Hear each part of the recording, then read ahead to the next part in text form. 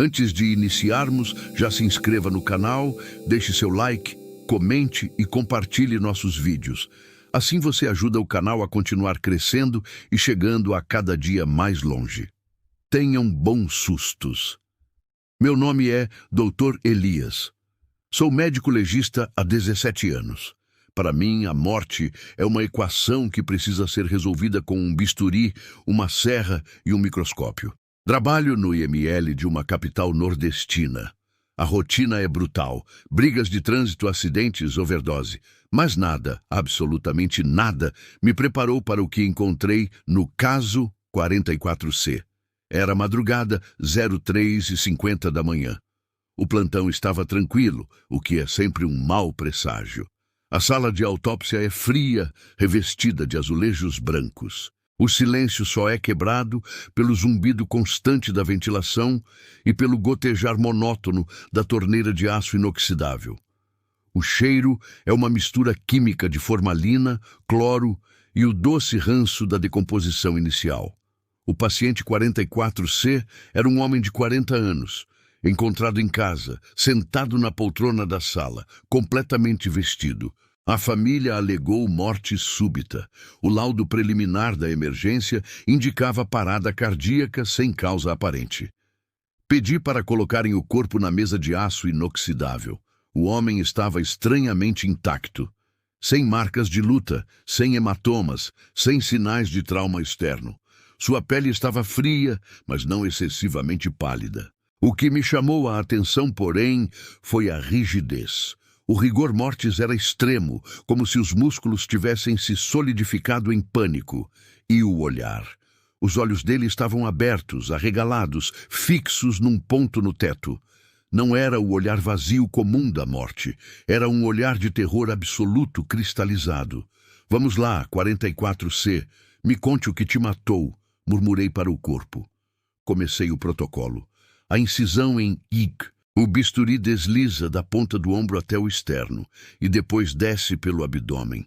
A sensação da lâmina cortando a pele é sempre a mesma, uma resistência borrachuda seguida por uma liberação súbita de calor interno. Abri o abdômen. Os órgãos estavam perfeitos. Fígado, baço, rins, tudo dentro dos limites da normalidade. O cheiro não era o de infecção, era apenas o cheiro de carne fresca e sangue ferroso. Peguei a serra de Stirling, a serra elétrica usada para abrir o externo e a caixa torácica. O som agudo da serra vibrando no osso encheu a sala. O cheiro de osso queimado é terrível. Coloquei o abridor de costelas, o spreader, e forcei a abertura. A cavidade torácica se abriu. E ali, onde deveria haver apenas o pulmão, a traqueia e a aorta, eu vi algo que não pertencia ao corpo humano. Aninhado entre o pulmão direito e o diafragma, onde deveria haver apenas gordura e tecido conjuntivo, estava um órgão secundário. Ele era pequeno, do tamanho de uma ameixa média. A cor era de um cinza pálido, quase branco, e a textura parecia cartilagem úmida. O mais perturbador, ele não estava ligado a nada. Não tinha vasos sanguíneos, não tinha nervos. Ele estava apenas ali, flutuando em um pequeno lago de serosidade. Eu chamei minha auxiliar, a técnica Patrícia. Patrícia, venha cá, olhe isso. Você já viu algo assim? Patrícia, que já viu coisas suficientes para não se impressionar, olhou e recuou. Doutor, isso não é normal. Parece um cogumelo. O órgão estava estranhamente quente ao toque. Eu o manipulei com a pinça. Ele estava pulsando. Não com a pulsação forte do coração. Era uma pulsação lenta, rítmica, mas distinta. Pof, pof, pof. Minhas mãos começaram a tremer. Aquele órgão estava vivo, mas se ele estava vivo, como o homem estava morto? Decidi cortar. Com o bisturi mais fino, fiz uma incisão superficial no órgão cinzento. O que saiu não foi sangue, foi um líquido negro, espesso, viscoso. Parecia piche, mas tinha um brilho metálico. O líquido escorreu para a mesa de aço inoxidável. No exato momento em que o líquido tocou o aço, a pulsação do órgão parou. E o corpo na mesa, ele se moveu. Foi um espasmo. O braço esquerdo se levantou da mesa e caiu com um baque surdo. E os olhos que estavam fixos no teto se moveram. Lentamente, eles giraram na órbita, abandonando o teto e se fixando em mim. Diretamente em mim. O terror não estava mais no olhar dele. Agora havia uma clareza fria e um alívio insuportável. O homem estava vivo, ou consciente. O peito do cadáver começou a subir, uma inspiração lenta, forçada, que fez o abridor de costelas ranger, e a boca dele se abriu, não para gritar, para sussurrar. A voz era rouca, seca, como areia. Está livre? A boca dele tremeu. Ele tossiu e o ar que saiu cheirava a terra podre e enxofre. Você o soltou? Patrícia gritou e correu para o telefone. Eu estava congelado, o bisturi suspenso sobre a mesa. O corpo voltou a se contorcer. O músculo peitoral, cortado e aberto, começou a se contrair violentamente. O ritmo cardíaco, que eu sabia estar zerado, deu um único, desesperado soco na costela. E então, o corpo relaxou. A inspiração cessou, os olhos voltaram para o teto, mas o terror estava de volta. 10 vezes pior. O cheiro de enxofre ficou insuportável. Eu me afastei do corpo. Patrícia voltou pálida com a polícia no telefone. Doutor, o que era isso? Eu peguei o órgão cinzento com a pinça e o joguei no recipiente de descarte biológico. O líquido preto que escorrera dele havia corroído levemente o aço da mesa, deixando uma mancha escura. O laudo é simples, Patrícia, eu disse, vestindo minhas luvas limpas. Minha voz estava tremendo. Parada cardíaca devido a uma falha congênita severa não identificada, sem indícios de violência, causa natural. Ela me olhou, incrédula. Mas e o que não está no protocolo não existe. Cortei. E se você falar sobre isso, você perde o emprego, entendeu? Ela assentiu, os olhos arregalados de medo. Nós terminamos a autópsia em silêncio, costurando o homem que havia morrido 2 vezes. Eu nunca mais falei sobre o órgão, o sussurro ou o olhar de terror, mas eu guardei o bisturi que fiz a incisão, e toda vez que eu o limpo, sinto aquele cheiro de enxofre e terra molhada. E às vezes, no meio da noite, quando estou na sala de autópsia, eu escuto, não o zumbido do ventilador, eu escuto uma pulsação lenta, vindo de algum lugar da sala, o som de pof, pof, pof. Eu sei que aquele órgão não estava contendo a morte, ele estava contendo o medo puro. E no momento em que eu o cortei, o medo escapou, e agora ele está livre, esperando o seu próximo hospedeiro. E eu sinto o cheiro de enxofre cada vez mais perto de mim.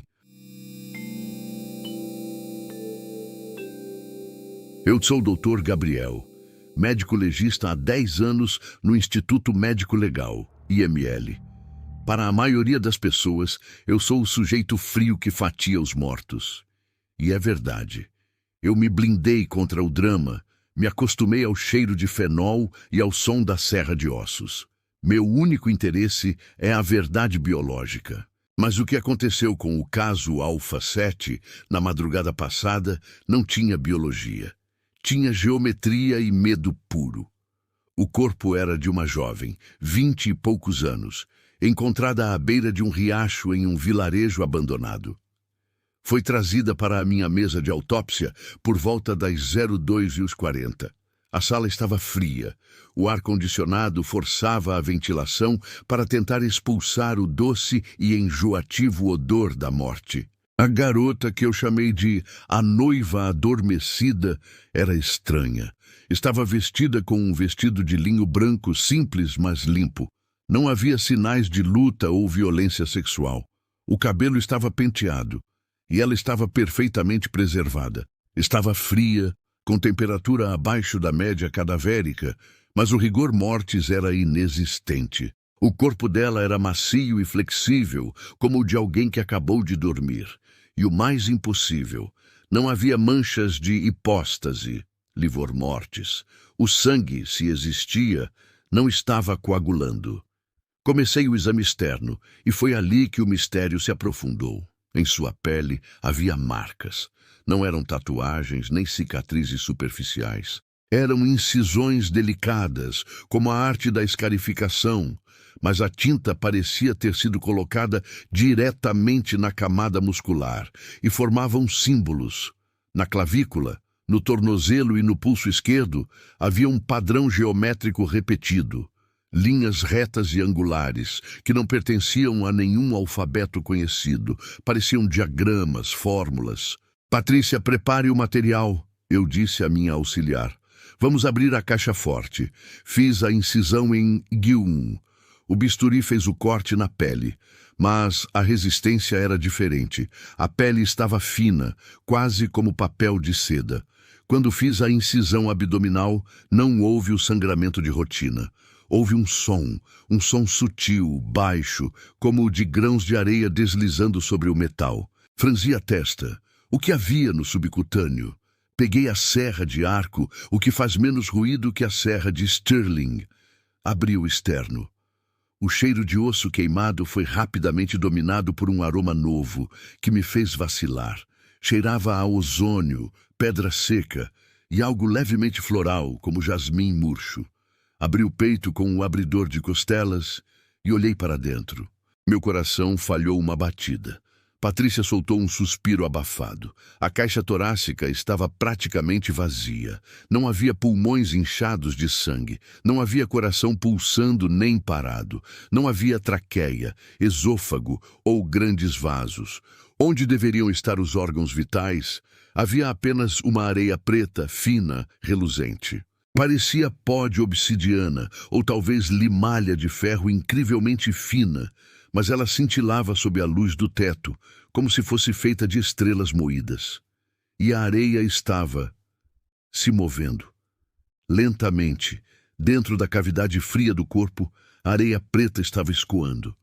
Ela fluía das costelas para o centro, e ali, por um instante, ela se aglomerou, formando um círculo perfeito. O círculo se desfez e a areia recuou para os cantos. "Meu Deus! Doutor, o que é isso?" Patrícia sussurrava, os olhos fixos.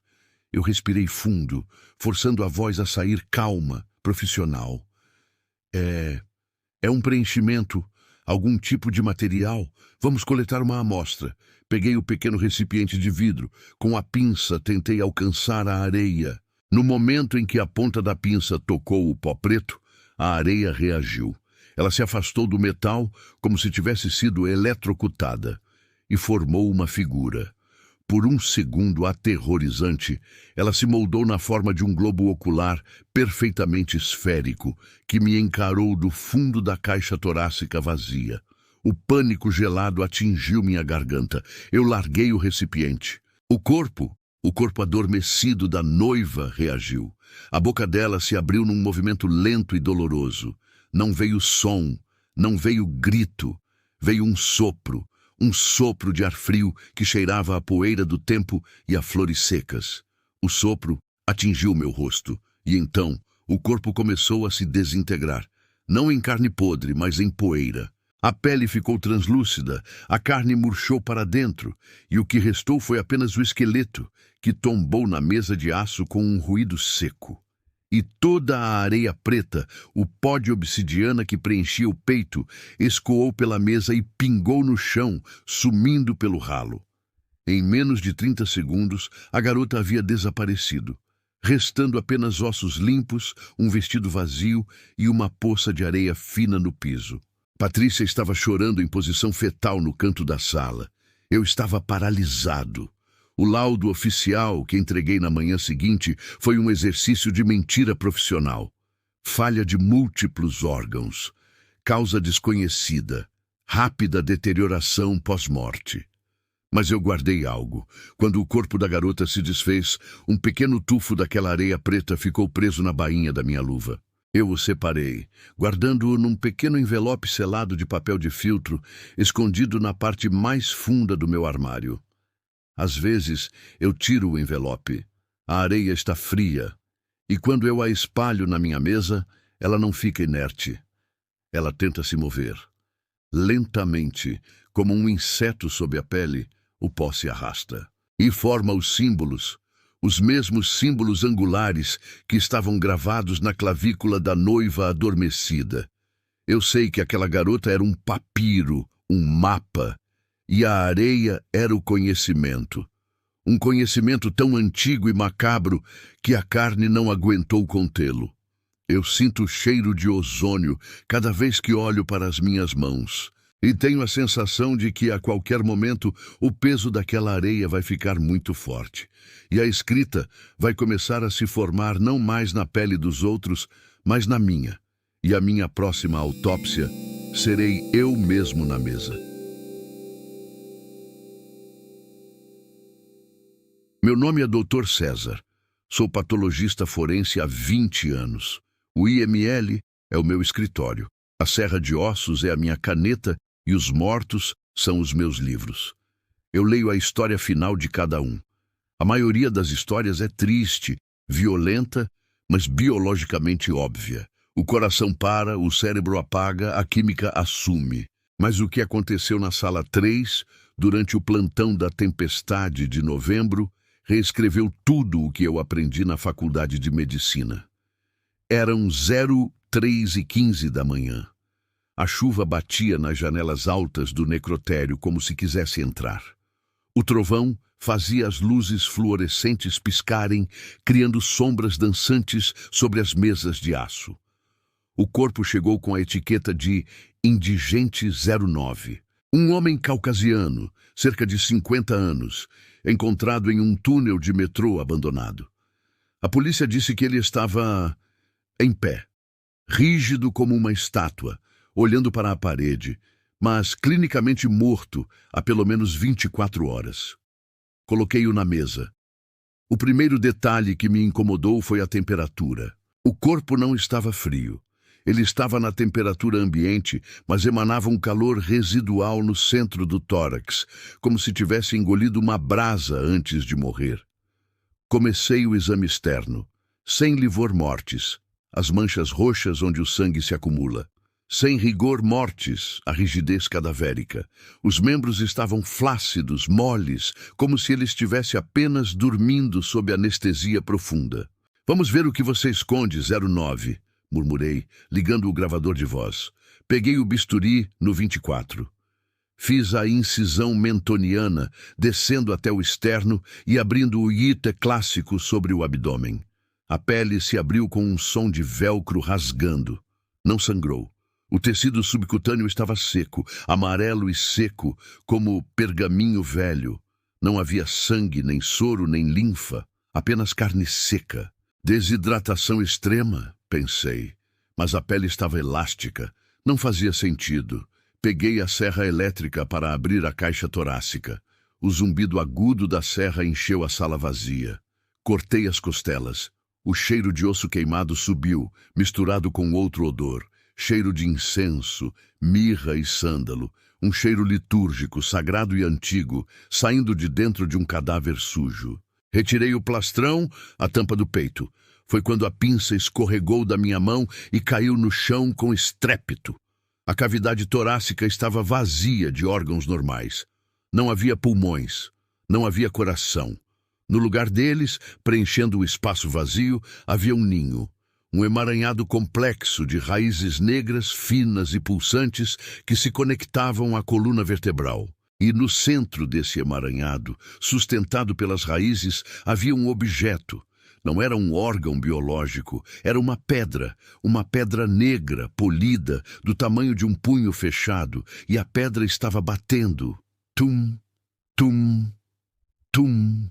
Um batimento lento, pesado, que fazia as raízes negras vibrarem e roçarem nas costelas secas, produzindo um som de casca de inseto. Eu recuei. O medo racional de médico lutava contra o pavor primitivo. Isso é impossível. Parasita, tumor calcificado. Aproximei-me novamente. Precisava de uma amostra. Estendi a mão com o bisturi para tocar uma das raízes. No momento em que a ponta da lâmina tocou a raiz negra, o corpo reagiu. O cadáver arqueou as costas na mesa de aço, levantando o peito aberto em direção ao teto. A coluna estalou alto e a boca dele se abriu. Não foi um suspiro de gases escapando, foi uma inalação. O corpo sem pulmões puxou o ar da sala com uma força violenta, criando um vácuo que fez meus ouvidos estalarem. E então ele falou. A voz não veio da garganta, veio da pedra no peito aberto, uma vibração grave que sacudiu a mesa de metal. Você quebrou o selo. As luzes da sala explodiram, todas elas. Fiquei na escuridão total, iluminado apenas pelos relâmpagos lá fora. E na escuridão, eu vi. A pedra negra no peito do morto começou a brilhar. Uma luz roxa, doentia, pulsava de dentro dela.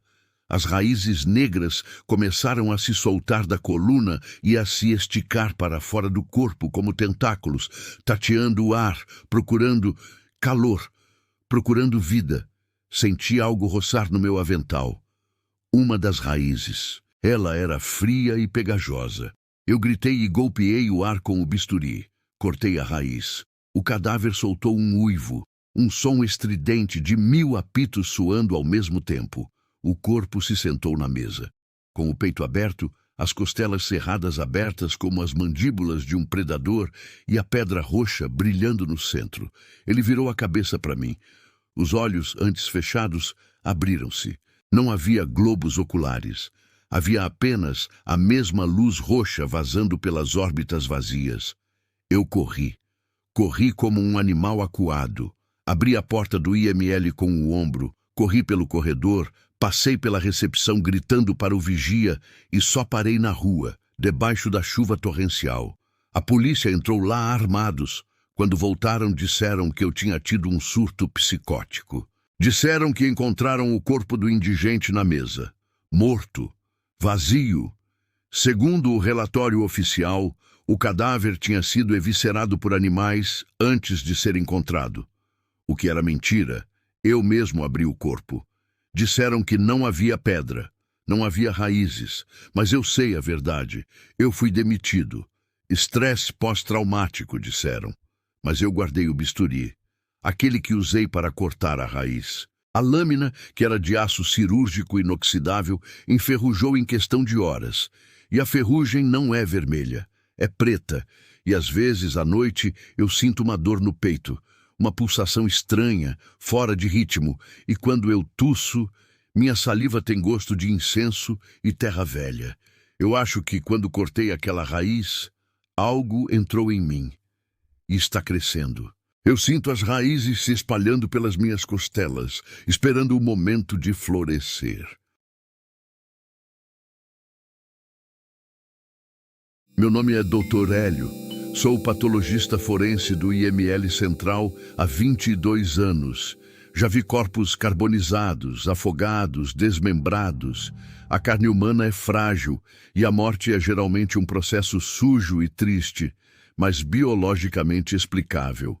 O que chegou na minha mesa na madrugada de 13 de agosto, no entanto, desafiou toda a biologia que eu conheço. O relatório policial era escasso. Mulher não identificada encontrada em um canteiro de obras no metrô. Estava soterrada em uma parede falsa de alvenaria antiga. Ela chegou a 02:50. O saco de cadáver foi aberto. A Jane Doe, como chamamos as não identificadas, aparentava ter uns 30 anos, mas a preservação era impossível. Se ela estava emparedada numa estrutura antiga, deveria ser um esqueleto ou uma múmia seca, mas ela estava fresca. A pele era pálida, quase translúcida, como porcelana fina. O cabelo negro estava limpo e brilhante. Não havia rigor mortis. Os membros eram flexíveis, moles, como se ela tivesse acabado de desmaiar. Mas o que me fez parar antes mesmo de pegar o bisturi foi o peso. Ao transferi-la da maca para a mesa de aço, precisei da ajuda de 2 assistentes. A mulher, que visualmente pesaria uns 60 quilos, parecia pesar 150. Era uma densidade inumana. Comecei o exame externo. Sem livor mortis, ditei para o gravador. Sem sinais de trauma, sem marcas de agulha. Passei a mão sobre o abdômen dela. Estava frio, mas não frio de cadáver. Era o frio de uma pedra de gelo tirada do freezer. Queimava a luva. E notei algo no peito dela. Sobre o externo, havia uma cicatriz, uma linha vertical, fina, perfeitamente curada, que ia da garganta até o umbigo. Alguém já tinha aberto aquela mulher antes. Mas a cicatriz não parecia cirúrgica, parecia ornamental. Tinha a forma de uma fenda, levemente levantada nas bordas. Vamos abrir, eu disse pegando o bisturi no 24. Decidi reabrir a cicatriz antiga em vez de fazer o corte em iai. Pressionei a lâmina. A pele ofereceu uma resistência absurda. Não era como cortar pele e gordura. Era como cortar couro cru e curtido. Tive que fazer força. Quando a pele finalmente cedeu, não houve sangue. Houve luz. Um brilho fraco, pulsante, de cor azul-violeta vazou da incisão. Recuei um passo. Meus assistentes, Beto e Carla, engasgaram. O que é isso, doutor? Fosforescência bacteriana? Beto perguntou a voz trêmula. Talvez... Menti. Bactérias não brilham daquele jeito. Coloquei o afastador de costelas, girei a manivela. As costelas se abriram com um estalo úmido. O interior da caixa torácica não continha órgãos humanos. Não havia pulmões rosados ou acinzentados. Não havia coração muscular. O interior dela era uma colmeia. Toda a cavidade torácica e abdominal estava preenchida por uma substância cerosa, amarela escura, organizada em hexágonos perfeitos.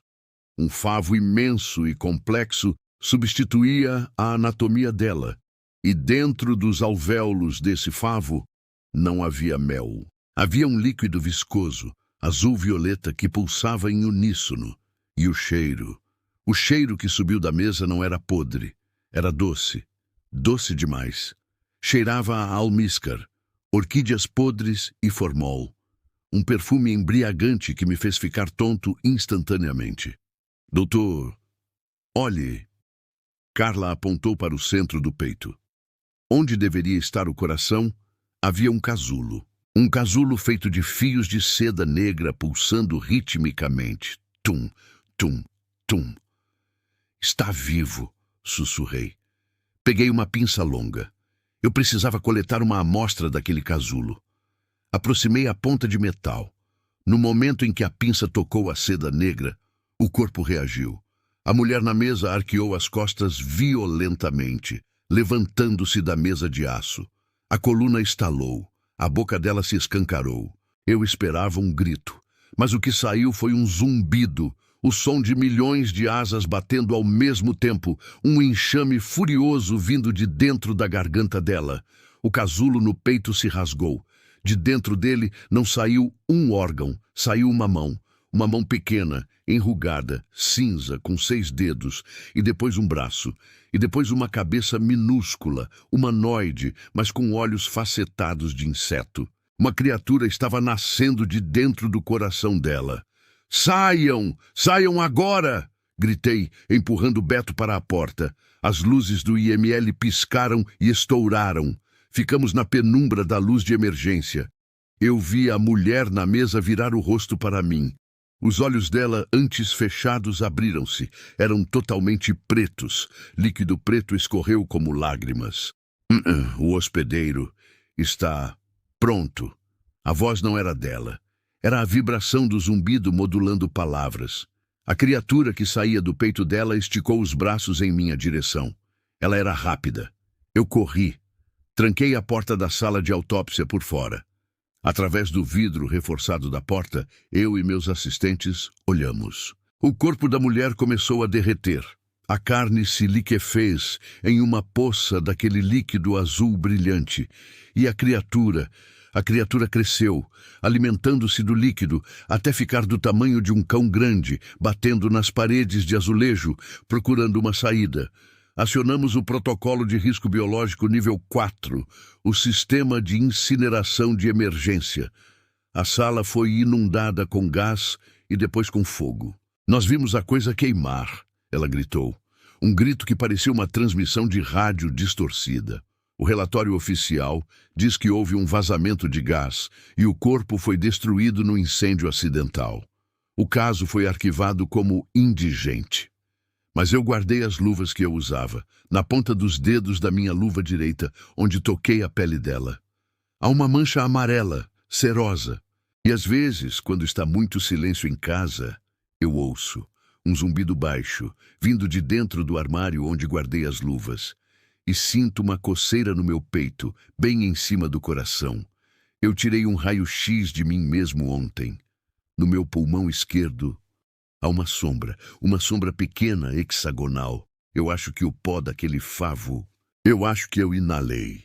E agora, a colmeia está começando a ser construída em mim. Meu nome é Dr. Moreira. Sou médico legista titular há 18 anos. Eu não acredito em fantasmas, em demônios ou em vida após a morte. Acredito na histologia, na toxicologia e na rigidez cadavérica. O necrotério é um lugar de ciência, frio e azulejos brancos. Ou pelo menos era o que eu repetia para mim mesmo até a noite de 12 de outubro. Estávamos no meio de uma tempestade torrencial. A energia do prédio oscilava, fazendo as lâmpadas fluorescentes zumbirem como moscas elétricas.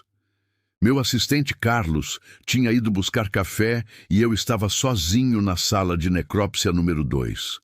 O corpo sobre a mesa de aço inoxidável era um John Doe, um indigente não identificado. Havia sido encontrado nos fundos de um antiquário que pegou fogo no centro antigo. O estranho é que o corpo não tinha queimaduras. Ele era um homem de cerca de 30 anos, magro, com pele de alabastro. Estava nu. O que me perturbou logo de cara foi a simetria. O rosto dele era perfeitamente simétrico, algo biologicamente impossível. E ele não tinha impressões digitais. As pontas dos dedos eram lisas. "Vamos lá, amigo. Diga-me quem você é", murmurei, ligando o gravador. Início do exame externo. Cadáver masculino, sem livor mortis, sem rigor mortis. Temperatura. Toquei o braço dele. A pele não estava fria. Estava morna. Mas não era o calor da vida, nem o calor residual de um incêndio. Era um calor vibrante, elétrico, como tocar na carcaça de uma TV de tubo ligada há horas. Peguei o bisturi número 24. Preparei-me para a incisão em IG. Posicionei a lâmina no ombro direito, desci até o externo e repeti do lado esquerdo. Depois, o corte vertical até o púbis. No momento em que a lâmina cortou a derme do cadáver, eu senti uma dor aguda no meu peito. Soltei o ar com força, levando a mão ao meu externo, por cima do avental. Gases, pensei. Estresse. Voltei ao corpo. A incisão não sangrou. Não havia sangue. A pele se abriu como a casca de uma fruta seca, revelando o tecido subcutâneo. Mas a gordura não era amarela. Era cinza.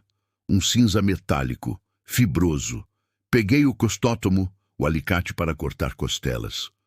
O som do osso sendo partido ecoou na sala vazia. Crac, crac, crac. A cada costela que eu cortava no cadáver, eu sentia uma pontada excruciante nas minhas próprias costelas, como se elas estivessem sendo esmagadas por um torno invisível. Eu suava frio, minha visão turvava, mas a curiosidade mórbida me impedia de parar. Removi o plastrão external, olhei para dentro da cavidade torácica. O bisturi caiu da minha mão. Não havia pulmões, não havia coração, não havia fígado. A cavidade torácica e abdominal era uma câmara oca, revestida por uma membrana negra e brilhante, parecida com piche molhado. E no centro dessa câmara vazia, flutuando no meio do nada, sustentado por fios finíssimos de seda negra, havia um espelho. Um pequeno espelho oval, antigo, com a borda de prata oxidada. Ele girava lentamente no vácuo do peito do homem. Eu me inclinei sobre o corpo, hipnotizado. O cheiro que saía da cavidade aberta era de ozônio e chuva antiga.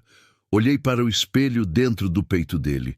Eu esperava ver o reflexo do meu rosto, com a máscara cirúrgica e a touca, mas o espelho não refletiu o meu rosto. Ele refletiu o corredor da minha casa. Eu vi, com nitidez cristalina, o corredor do meu apartamento, do outro lado da cidade. Vi a porta do quarto da minha filha, Alice, de 6 anos. A porta estava entreaberta, e no reflexo do espelho, dentro do cadáver, eu vi uma sombra entrar no quarto da minha filha. O pânico me atingiu como um trem. "O que é isso?" Gritei, recuando. O cadáver na mesa sorriu. Os músculos do rosto simétrico se repuxaram. Os olhos, que estavam fechados, abriram-se. Não havia íris ou pupila. Havia apenas mercúrio líquido prateado e espelhado. O corpo não se sentou. Ele continuou deitado, aberto, com o espelho girando no peito vazio. Mas a boca se moveu. A troca foi aceita. A voz era a minha própria voz, saindo da garganta dele. Senti uma dor dilacerante no peito, como se alguém tivesse enfiado a mão dentro de mim e arrancado algo. Caí de joelhos, tossindo. Olhei para o meu avental. Havia sangue, muito sangue. O espelho dentro do cadáver parou de girar. A imagem mudou. Agora mostrava o meu rosto, mas o meu rosto no espelho estava cinza, morto, e o cadáver na mesa começou a ganhar cor. A pele de alabastro ficou rosada. O sangue começou a brotar nas bordas da incisão que eu fiz. Ele estava drenando a minha vida. Eu precisava fechar aquilo agora. Com as últimas forças, levantei-me. Ignorei a dor. Peguei a agulha de sutura grossa. "Não!" Gritei, enfiando a agulha na pele dele. O cadáver urrou. Um som de 1000 vozes gritando em agonia. Eu costurei. Costurei de qualquer jeito, puxando a pele com violência, fechando o buraco no peito dele, escondendo o espelho. A cada ponto que eu dava, a dor no meu peito diminuía. A cor dele voltava a ser pálida. "Você não pode fechar a porta?" Ele sibilou. "Observe-me", rosnei, dando o nó final. Assim que fechei a incisão, o corpo teve um espasmo violento e parou. Ficou inerte, frio, morto de verdade. Carlos entrou na sala com os cafés. "Doutor, tudo bem? O senhor está pálido." "Nossa, doutor, o senhor está sangrando." Eu olhei para o meu peito. Havia uma mancha de sangue no meu pijama cirúrgico. Levantei a blusa. No meu peito, exatamente onde eu havia cortado o cadáver, havia uma cicatriz. Uma cicatriz em forma de ío, rosada, recente, como se eu tivesse sido operado há semanas. Mandei cremar o corpo do indigente. Classifiquei como risco biológico nível 4. Ninguém abriu o saco. Eu mesmo empurrei para dentro do forno. Eu corri para casa naquela noite. Minha filha estava bem, dormindo, mas a porta do quarto dela estava entreaberta, exatamente como no espelho. Eu continuo trabalhando, mas nunca mais fiz uma autópsia sozinho. E o pior não é a cicatriz no meu peito, que às vezes arde quando chove. O pior é que desde aquela noite, quando eu me olho no espelho para fazer a barba, o meu reflexo pisca 1 segundo depois de mim. E às vezes eu vejo algo cinza e simétrico sorrindo por trás do meu ombro, esperando eu pegar o bisturi de novo.